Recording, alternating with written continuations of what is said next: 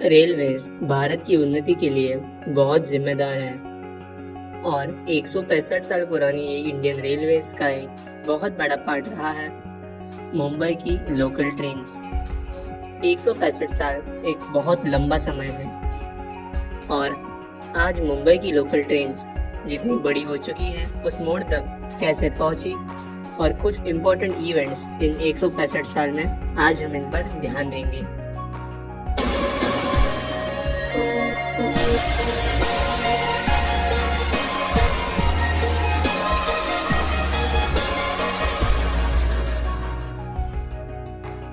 सोलह अप्रैल 1853 दोपहर के 3:35। इस समय भारत की ही नहीं बल्कि एशिया की सबसे पहली ट्रेन बोरी बंदर स्टेशन और थाने के बीच में दौड़ी।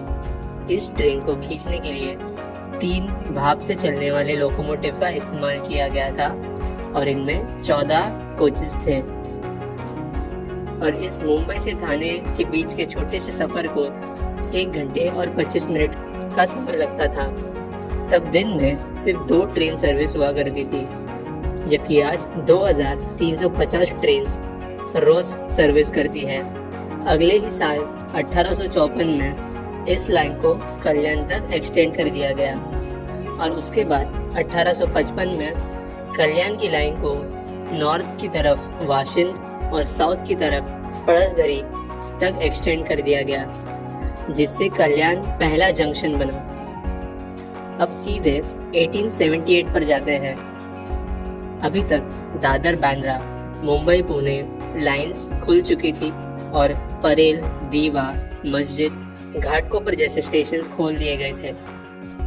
लेकिन 1878 इन चीजों के अलावा भी एक और महत्वपूर्ण साल था, क्योंकि विक्टोरिया टर्मिनस का कंस्ट्रक्शन शुरू हो गया और अब हम सीधे 1888 तक जंप करते हैं।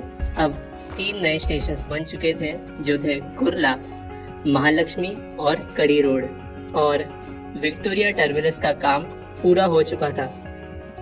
अब एक छोटा सा गेम खेलते हैं। अब इस वीडियो को आप पॉज करो और कमेंट में लिखना कि आपको क्या लगता है कि विक्टोरिया टर्मिनस बनाने में कितने पैसे खर्च हुए होंगे।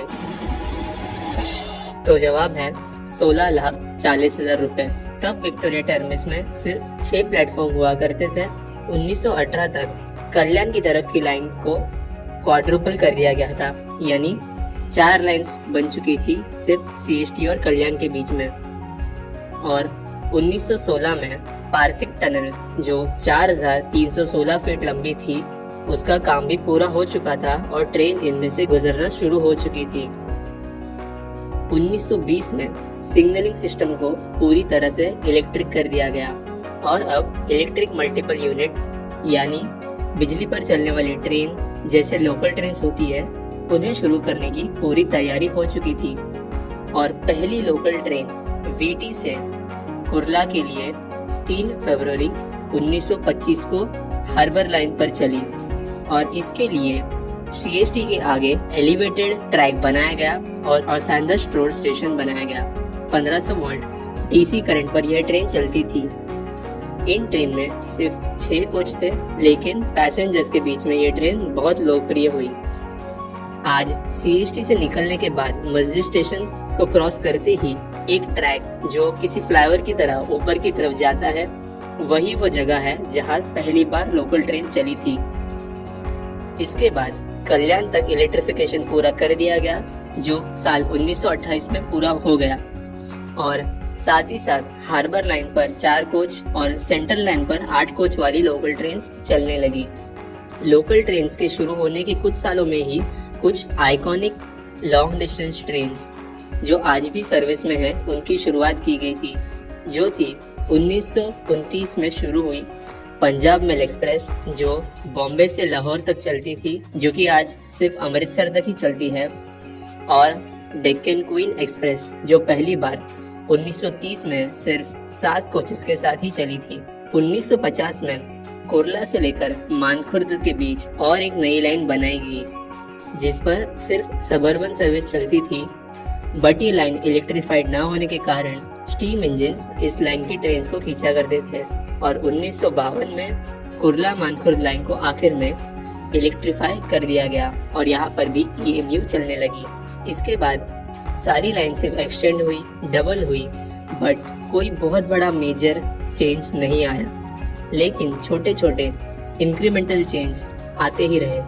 इसके बाद कोई बड़ा सिग्निफिकेंट चेंज सीधे साल 1990 में आया, जब वाशी ब्रिज बन गया था और पनवेल तक लाइन एक्सटेंड कर दी गई और इलेक्ट्रिक ट्रेन की सर्विस यहाँ पर भी शुरू हो गई। अजीब बात यह है कि जब ये लाइन शुरू हुई तब सबसे ज्यादा इलेक्ट्रिक ट्रेन इसी लाइन पर चलती थी, बट आज के दिन इस लाइन पर सबसे कम लोकल ट्रेन सर्विसेज है।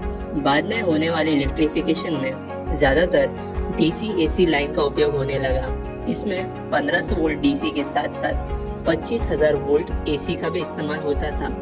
और इस जमाने में आ रही लोकल ट्रेन मॉडल्स ऐसी थी जो DC और AC दोनों पर चल सकती थी।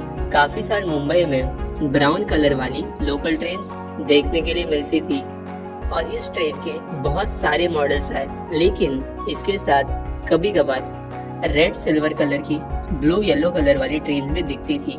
लेकिन सबसे बड़ा चेंज लोकल ट्रेन की कोचेस में तब आया जब साल 2007 में पर्पल कलर की सीमेंस रेक इंट्रोड्यूस की गई, जिसमें सबसे बड़ा अपग्रेड था कि ये स्टेनलेस स्टील से बनी थी।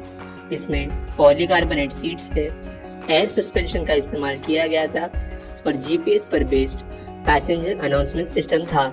ये ट्रेन जैसे जैसे आती गई, धीरे धीरे ब्राउन वाली ट्रेन को कम कर दिया गया और DC ट्रेन को खत्म करने का सफर शुरू हो गया। 2014 में बॉम्बार्डियर कंपनी की नई ट्रेन भी मुंबई की सबअर्बन लाइंस पर दौड़ने लगी और आखिर में 7 जून 2015 को शाम 6:50 को आखिरी 1500 volt DC local train Mumbai CST से कुर्ला के बीच चली। और अगर आप इस ट्रेन में सफर करना चाहते थे तो आपको 10,000 रुपए का टिकट खरीदना पड़ता था। DC लोकल ट्रेन जो 1500 वोल्ट DC पर चलती थी और 1925 में शुरू हुई थी, वो अब अपने 91 इयर्स की सर्विस के बाद आखिर रिटायर हो गई और मुंबई की सारी लाइंस और सारी ट्रेन्स प्योर AC करंट पर चलने लगी, क्योंकि DC के कुछ नुकसान थे जो AC ट्रेन्स में नहीं थे, जैसे कि कम सबस्टेशंस का लगना, ज्यादा स्पीड और ज्यादा ट्रैक्शन और एनर्जी की बचत। मुंबई की लोकल ट्रेन्स अब अपग्रेड होने लगी थी और पास्ट को छोड़कर फ्यूचर की तरफ बढ़ रही थी। दिसंबर 25, 2017 को मुंबई में पहली AC लोकल ट्रेन सर्विस शुरू की गई, जो कि शुरुआत में इतनी पॉपुलर नहीं थी, बट आज रश आवर के समय चर्चगेट से विरार तक चलने वाली इस AC लोकल ट्रेन को अच्छा खासा सपोर्ट मिलने लगा है।